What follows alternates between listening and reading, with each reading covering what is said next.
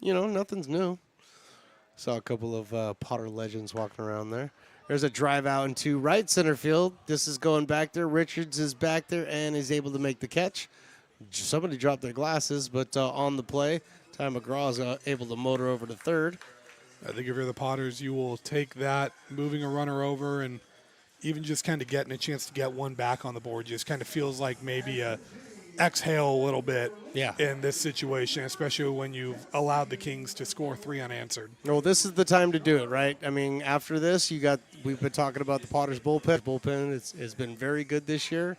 Put a run up here, you kind of give yourself that distance. You feel like you can close this thing out. First pitch is outside for a ball. It looks like we have another. Is this another pinch hitter for the Potters? That's what I'm looking for right now. It does look like I've got another pinch hitter out there. Is that Quentin Marsh? I believe. No, I think this is Braden Sharp, which is a two-way guy. Actually. Yeah, it is Braden Sharp. Yes, it is Braden Sharp. He was one of my preseason feature stories. He was a guy who was supposed to be here last year.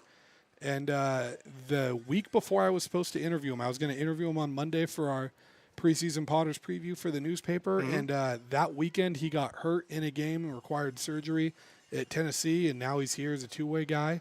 Awesome. And his host family is his grandparents, believe it or not. So shout out to them. And I asked him what he was looking forward to the most about coming out here, and he said his grandpa's ribs were what he was looking forward to the most. So I feel like we need to try his grandpa's ribs. I think at this now point. I am looking for grandpa's ribs. That would be where we go next. I'll take any ribs. It doesn't even need to be his grandpa's. I mean, we have to try it. But if you want to give us a warm-up meal, I know you would take any ribs that you could. Are get they your beef hands ribs on. or pork ribs? We need to know these things. I mean, at this point, does it matter? I mean, I prefer not to be chicken ribs. The 3-2 pitch swung through strike 3. So he gets the opportunity to come up here and finally get back in here and into the lineup. Unfortunately, unable to connect with the strikeout there. 2 down now. And that's going to bring up. It is Jake Lavin. All right. Well, at least we're on the same page with Jake Lavin still up there. Jake Lavin in there for his 5th at-bat. Hit by pitch in the first, singled, struck out, and then doubled. And swings right through that one. We have 21 on the mound, so that is Jack Tuves. He is dealing, throwing the 90, 91, 92 mile-an-hour fastball. And I'm sure he wanted a good outing here because he kind of struggled a little bit in his last outing at when he was with the Jacks, and that was a start and one of the games where the Potters got after him right away. So I'm sure he came in with a little bit of a chip on his shoulder, wanting to kind of go out there and make amends for that. Well, he's definitely showing it right now, pumping 92 up there. He's ahead in the count 0-2. And gets the strikeout. So after 7 complete here, we got a score where the Potters lead this one 11-5. Jordan, I appreciate you. Thank you very much for coming up. You're spending some time with us. And everybody get out there, check out. Right now it's Gold Country Media, but it's going to be moving. Sometime in July, Sometime in July, but for right now, go follow him on the socials. Jordan, thank you very much, brother. Yeah, thank you really for having me. Appreciate it, and we'll be back with more right after this. All right.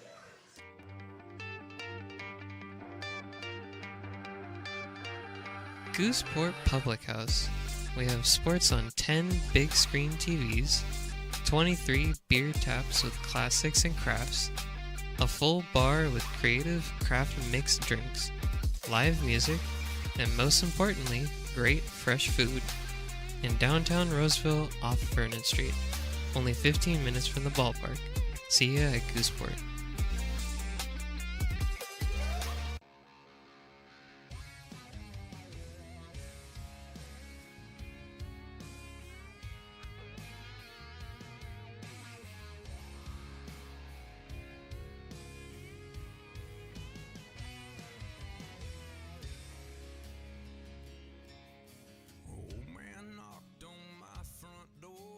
Teenage boy and a couple more from up the road.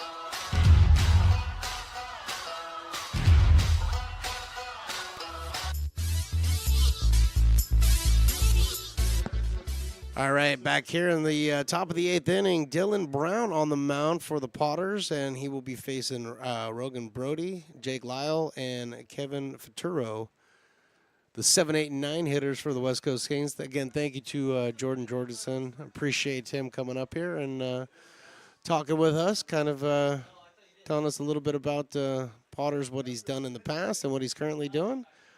Really do appreciate that gentleman. He's done a lot for Stones Broadcast Networks as well. 1-1 now is the count on Rogan Bodley.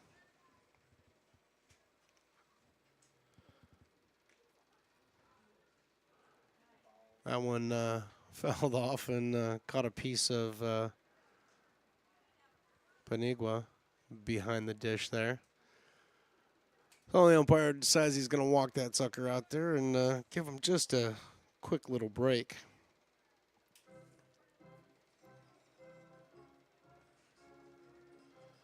Dylan Brown out of Sacramento, attends the University of San Francisco.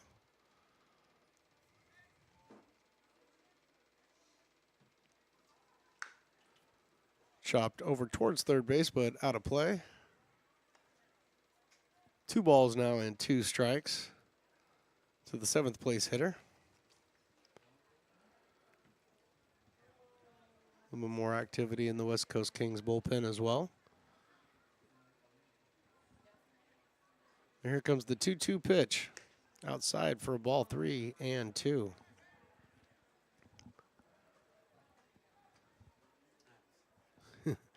Do apologize for all the folks that were watching. We've had a couple of issues, internet issues. We may or may not have dropped out a couple of times. But thank you for hanging in there with us and working through these technical issues. Walk issued by Dylan Brown to Bodie. Reaches base for his first time of the evening.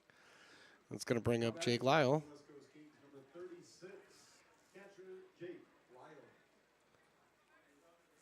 Number 33, Jake Lyle, wearing the red helmet and gloves and shoes. So something tells me wherever Lyle goes to school, part of their colors are red. Brown's first pitch is inside. Gets away from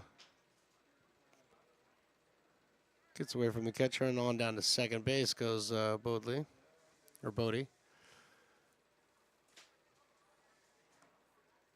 Potters lead this one 5-11 here in the top of the 8th inning.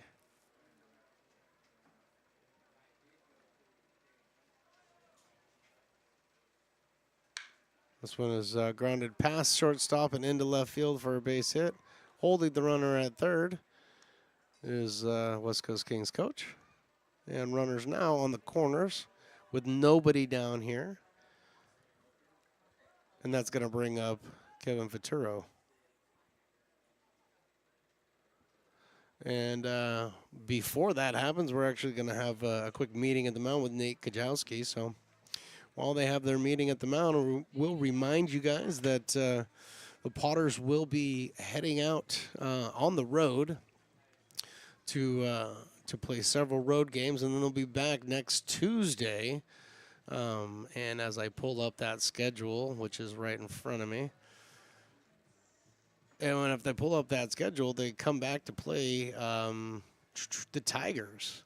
So going to be on the road for a set of 3 games, Friday, Saturday, and Sunday with the Humboldt Crabs. I'll be off on that Monday and then returning on Tuesday, the 1st, play the Tigers, and that's a 2 for Tuesday. So definitely want to make sure you get out here for that.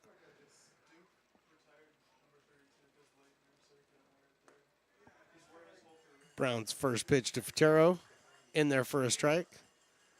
The ball's in 1 strike.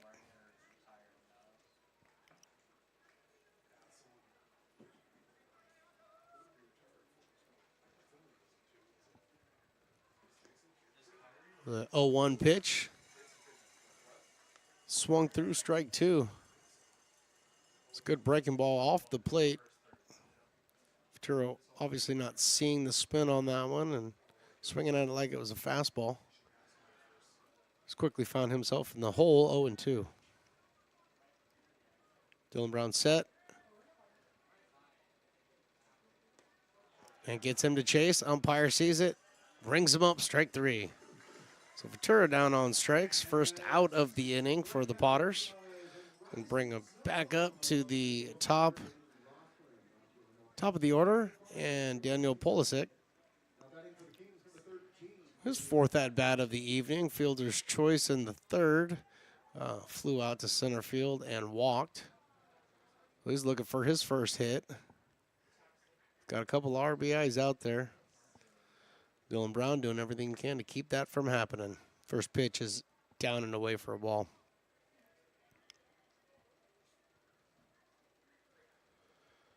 Brown 6'1", 195. Senior at San Francisco.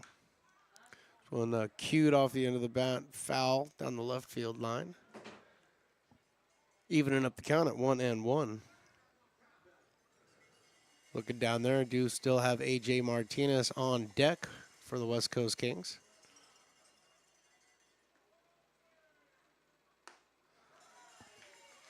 Swinging through that pitch right there. Dylan Brown gets ahead. 1 ball, 2 strikes now. The right-hander stares in. The left-handed batter.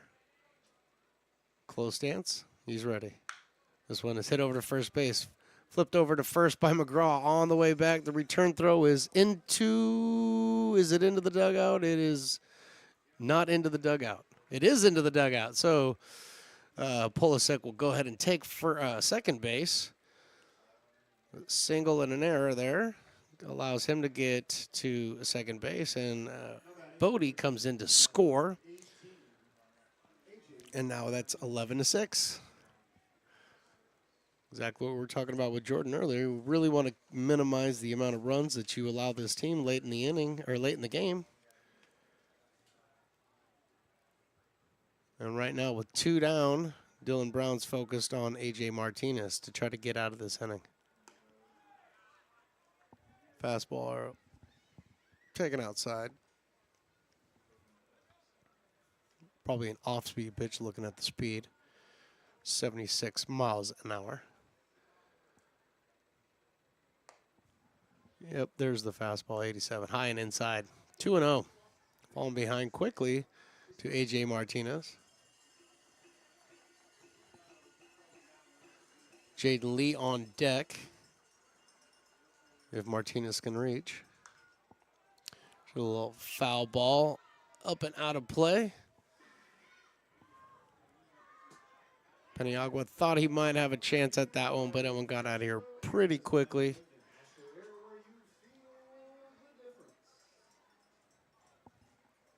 With 2 balls now and 1 strike on A.J. Martinez.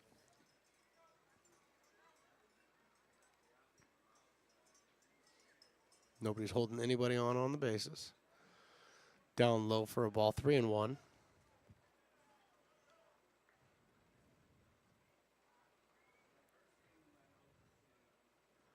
Final from the PEL. The Tigers, or the Mudcats, beat the Tigers 7-3. High ball 4. So Martinez walks. The runners on first and second now.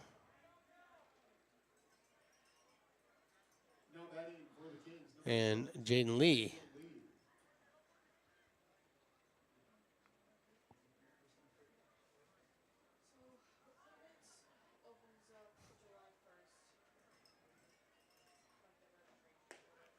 First pitch is outside for a ball. Jaden Lee coming in tonight.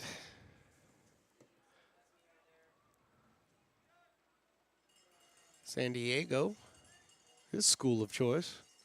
SoCal. Check swing. Did he hold up? Nobody's asking anybody, so I'm assuming he did. 2 balls and no strikes on Jaden Lee.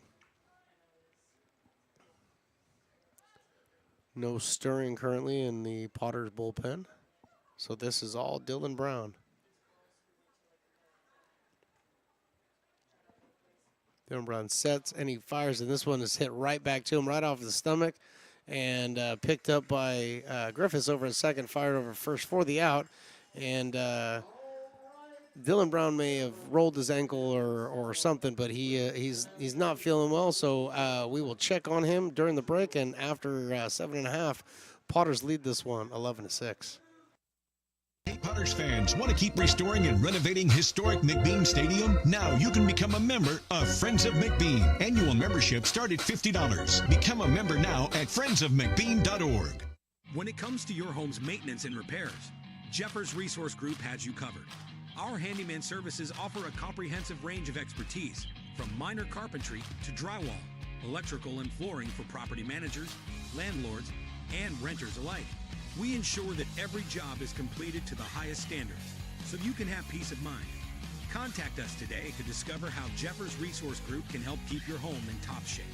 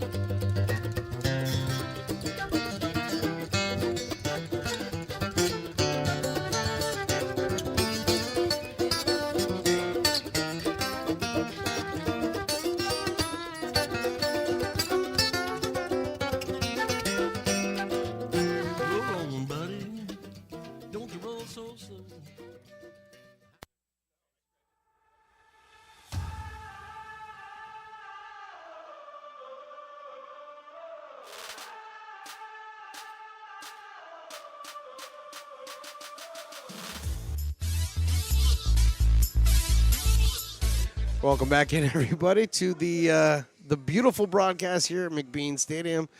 Potters lead this one 11-6 right now. Got a new pitcher on the mound, Shane Saunders, coming into the ball game. Understand Shane Saunders is also came in defensive replacements yesterday. So first pitch to Brian Williams, that's flipped over to second base for the out, and that actually wasn't Brian Williams. That was Brett Griffiths. So Brett Griffiths grounds out for the first out of the 8th inning, and that's going to bring up Zach Story.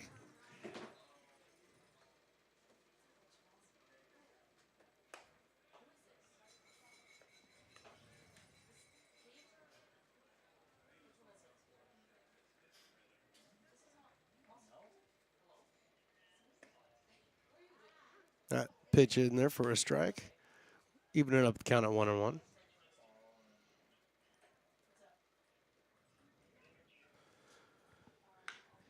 Zach Story crowds this one over to shortstop. Bodie picks it up, fires over to first. Coming off the bag is Martini, but he's able to put the tag on for the second out of the inning. 6-3 put out for the West Coast Kings. And with 2 down here in the bottom of the 8th, Ty Russell coming up to bat. Eli Garcia coming out to have a quick conversation with the first base coach. I'm not sure that he actually stayed on the bag or was able to apply the tag, but either way, he's done talking about it, and we're back to baseball. Pitch to Russell was down low for a ball by Shane Saunders. Bottom of the 8th here. Potters lead this one 11-6. This ball's fouled off to the screen right in front of these fine folks who, even though there's a screen there, just like I would, they jumped as soon as the ball hit the screen.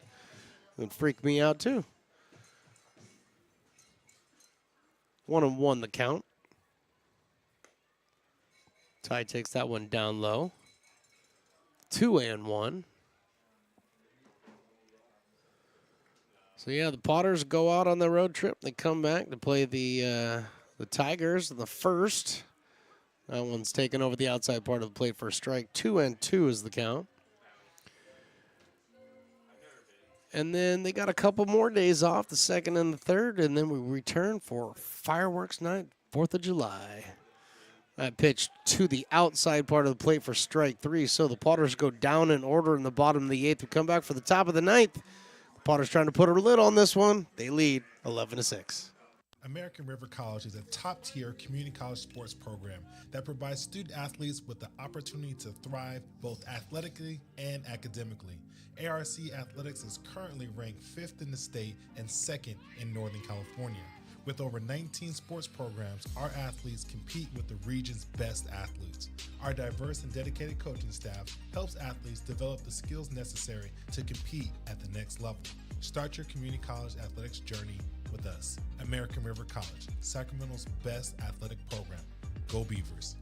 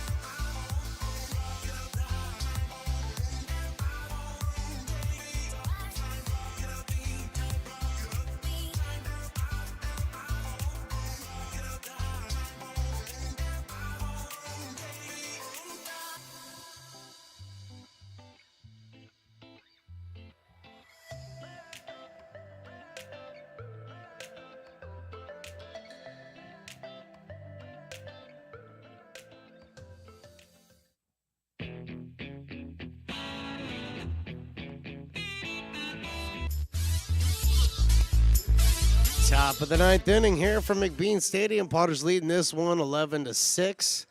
Bobby Remedy on the mound for the Potters to try to close this one out, facing Gio Martini, Joey Palmeo, and Andrew Wolford. First pitch is taken off the plate for a ball. 1 ball and no strikes.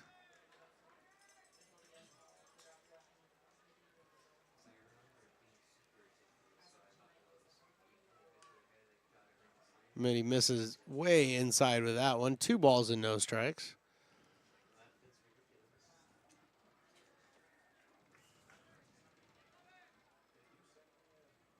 Bobby out of Folsom, California.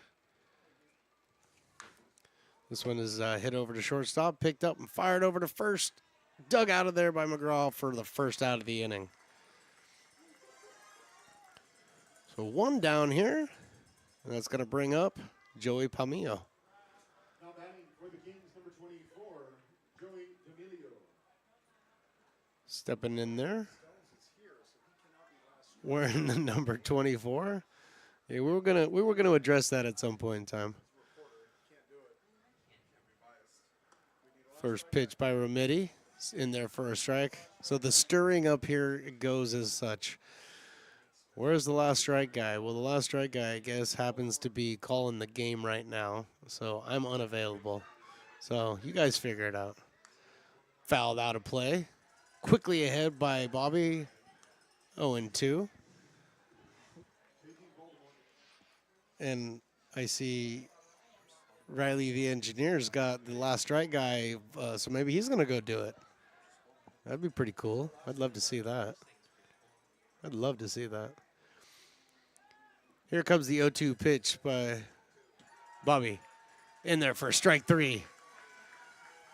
Quickly, 2 down here in the top of the 9th. Bobby Remedy with the strikeout.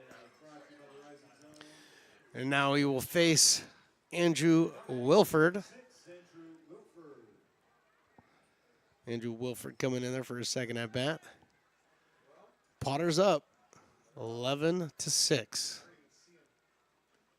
First pitch by Bobby is a little bit low for a ball. I mean, if I had to choose, I would choose Jordan to be that. You know what I mean? So, oh, that's right. He's a reporter. I forgot. Next pitch by Bobby, a little bit high and inside. Falling behind. 2 balls and no strikes to Wilford. If Wilford's able to get on, Bodie would be next. The Potters and the Potters fans are hoping that that's not the case. So Remedy pours that one in there. 2 balls and 1 strike. I'm getting most of the people that are telling me who they think the last strike guy should be is Riley the engineer. So I'm not sure it's going to work out, but I'm pushing for it. 2 balls and 2 strikes. Now where's the last strike guy? Because he really needs to be out there. I guess I'm going to have to do it. All right, people on your feet, let's go. All right, last strike guy just did his thing from the booth. 2-2. Oh, a little bit low. 3-2. All right, I'll try it again. Come on, last strike. Make some noise, people. Come on. All right, here we go. 3-2. This is it. And strike 3 called. And that's your ball game, folks. Bobby Remedy comes in, shuts him down. 1, 2, 3 in an order. And that's it. The Potters win this one and another PEL victory by the score of 11-6. Now, we won't be having a player of the game interview or a post-game wrap, so I'm just going to say thank you guys all for listening. Thank you very much to Riley the engineer, Willie Preston, Jordan Georgeson, Carson, Luke Stratwalker, Voldemort, Lux, Spencer, Brielle, Sydney, and everybody else involved. Thank you very much for watching and listening. And until next time, Potter up.